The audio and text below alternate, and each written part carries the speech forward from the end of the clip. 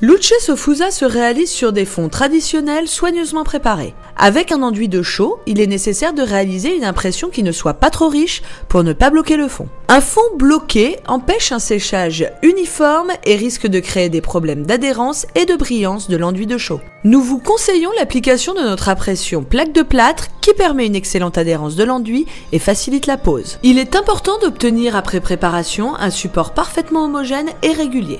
Laissez 24 heures de temps de séchage. Malaxez l'enduit avec un mélangeur électrique avant de commencer l'application pour homogénéiser et fluidifier le badigeon.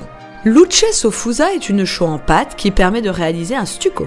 Ne soyez pas surpris par l'intensité de couleur de l'enduit de chaux dans le pot car elle apparaît beaucoup plus foncée qu'elle ne l'est après séchage. Le décor se réalise en 3 passes pour un effet marbré. Étalez une première couche de chaux à l'aide d'une lisseuse ou d'un couteau inox en égalisant parfaitement la surface.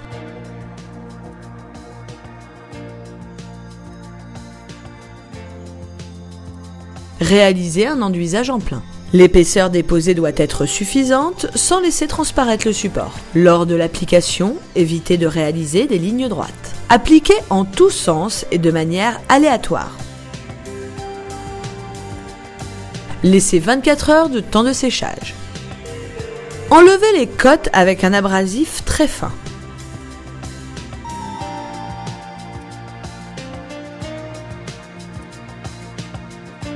Prenez soin de bien dépoussiérer la surface. Une deuxième passe d'enduit à la chaux permet de donner une belle épaisseur au décor. Cette épaisseur d'enduit améliore la brillance et donne une profondeur de teinte plus intense. Déposez une seconde couche de chaux à l'aide du couteau ou de la lisseuse. Recouvrez à nouveau en totalité la surface de manière aléatoire. Réalisez un enduisage en plein, sans aucun relief, en éliminant au fur et à mesure toutes les aspérités. Laissez sécher 12 à 24 heures.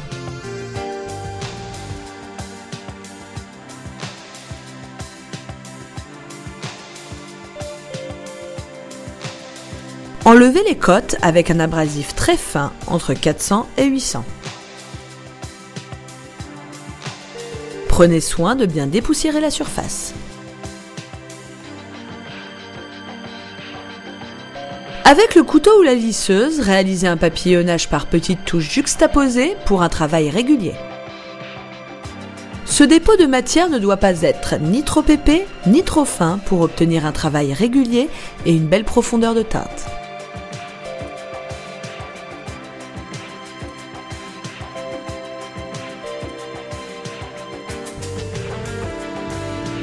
Procédez par surface d'un demi à 1 mètre carré. Ferrez au fur et à mesure dans le frais.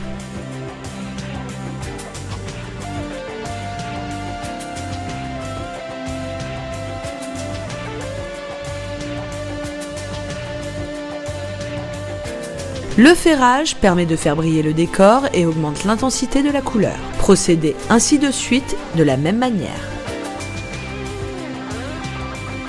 En cours d'application, réalisez un deuxième ferrage pour augmenter la brillance avant le séchage complet de l'enduit.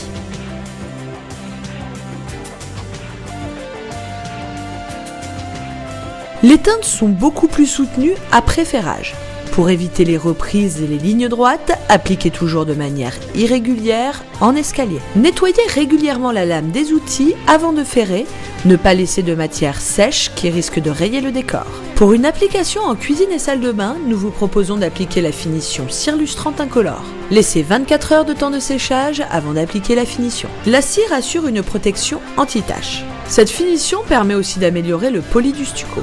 Appliquez la cire avec un chiffon de coton sur une petite surface en fines couches. Tirez sur la cire en réalisant des cercles jusqu'à pénétration complète. Très rapidement, avec un chiffon propre et sec, lustrez la surface de votre stucco. Procédez ainsi de suite de la même manière. La palette couleur épicée de la chaux réchauffe les grands espaces. Utilisez ces notes épicées sur les murs pour rendre une grande pièce froide plus chaleureuse et plus accueillante.